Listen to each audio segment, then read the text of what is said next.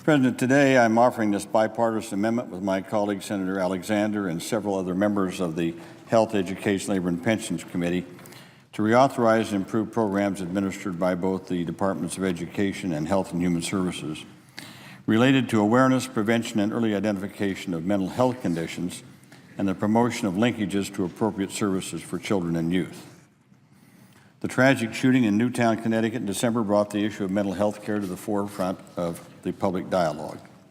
Many people across the nation, including the President, have said that we need to take a long, hard look at access to mental health services across the country. And I was pleased to have the opportunity to start that dialogue with my colleagues on the HELP Committee in January when we held a hearing to examine the state of our nation's mental health care system. A starting point of any conversation about mental health is recognizing that one of the most insidious and mistaken stereotypes about people with mental illness is that they are inherently violent. It is deeply regrettable that some of the discussion in the wake of the Newtown tragedy has sadly enforced this stereotype. As my colleagues in the Senate know, and as the President has emphasized, people with mental illness are much more likely to be victims of violent crimes than they are to be perpetrators of acts of violence. However, for far too long, mental health care has not been at the forefront of our public dialogue, despite the fact that mental illness affects 1 in 4 Americans every year, and serious mental illness affects 1 in 17. Unfortunately, there is still a stigma associated with mental illness, and that stigma results in too many people suffering in silence without access to the care that could significantly improve their lives. Unlike many other chronic diseases, mental health problems often begin at a young age. Half of all mental illnesses manifest themselves by age 14, another quarter appearing by age 24. However, less than half of the children with an identified mental health illness receive treatment. And the average lag time from the first onset of symptoms to receiving treatment is almost a decade. That's right, 10 years. This lack of treatment has huge consequences. Some 30,000 Americans die by suicide each year, and it's a shocking fact that people with serious mental illness die 25 years earlier than Americans overall. The shame in this is that with access to the right treatments and supports, most people with mental illnesses can recover and lead productive and healthy lives. But we need to make the critical investments that will enable this to happen, and this amendment is about making those investments. In the past several years, we have made 2 important steps forward in mental health care. First, in 2008, the Congress passed the Paul Wellstone and Pete Domenici Mental Health Parity and Addiction Equity Act. This long overdue law put an end to the absurd practice of treating mental and physical illnesses as 2 different things under health insurance. We followed this up under the Affordable Care Act by requiring coverage for mental health and substance use disorders as an essential benefit in the health insurance plans that will come on the exchanges this fall. Now, building on these reforms, we started working in the HELP Committee a few months ago to put together a targeted package to address some of the most pressing mental health care challenges in schools and communities. As I said last week, our committee unanimously passed and reported out the Mental Health Awareness and Improvement Act, which is the amendment that I just called up. The first title of this amendment provides a number of strategies to make sure we are addressing the current concerns of students with mental health needs, starting with prevention and early detection. I worked with Senators Bennett, Alexander, and Murphy on language in our amendment that encourages schools to develop and implement school-wide prevention and early intervention programs such as positive behavior interventions and supports. Such school-wide programs reach every single student in a school, every grade, every classroom. We also need to help schools link to mental health services.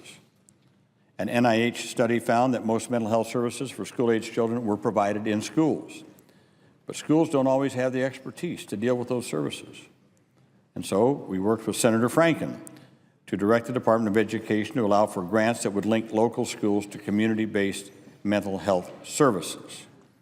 That's also encompassed in this amendment. Finally, this title allows for the use of Elementary and Secondary Education Act Title I funds, Title I money, to create or update school crisis management plans. These plans are key to ensuring the safety of all students and school personnel. Now, that's Title I. Mr. President, the second title of this amendment focuses on programs at the Department of Health and Human Services.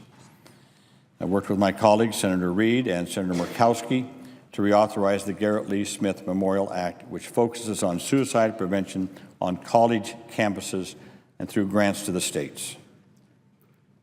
The bill authorizes also, in Title II, the Mental Health Awareness Training Grants, a common sense idea introduced by Senators Begich, Blumenthal, and Ayotte to train school and emergency personnel, as well as other individuals, to recognize the signs and symptoms of mental illness, to become familiar with mental health resources in the community, and to safely de-escalate crisis situations. I worked with Senator Murray to reauthorize and strengthen the National Child Traumatic Stress Initiative, also encompassed in this amendment. This supports a national network of child trauma centers in order to coordinate the collection, analysis, and reporting of data concerning evidence-based treatments, evidence-based interventions, and practices for children and their families who have experienced trauma. I also worked with Senator Sanders to authorize and improve the National Violent Death Reporting System at the Center for Disease Control and Prevention, which provides valuable information about violent deaths so we can look for ways to prevent them. Again, all of this is encompassed in the amendment that I just called up.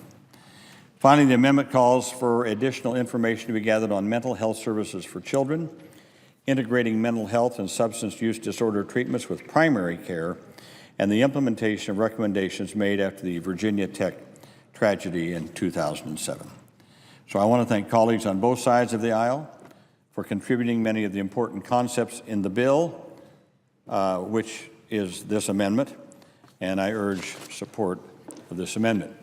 And before I yield the floor, Mr. President, let me also join with a number of my colleagues I know who've been on the floor today and before in expressing my appreciation both to Senators Manchin and to Senators Toomey for the great leadership that they provided in bringing this bill forward and for the background checks that we'll be voting on later on this afternoon. I think it's another example around here, which maybe people learn it too late, I don't know, but that you don't know what kind of agreements you reach until you sit down and talk to people. You may think that you're miles apart on an issue, and maybe you are when you start. But by talking and working things out, you can reach good agreements. And I think this is an example of one. The one element that I would add to that is the amendment I just called up, which puts an important part in this bill dealing with mental health services, both in schools to children and out of schools.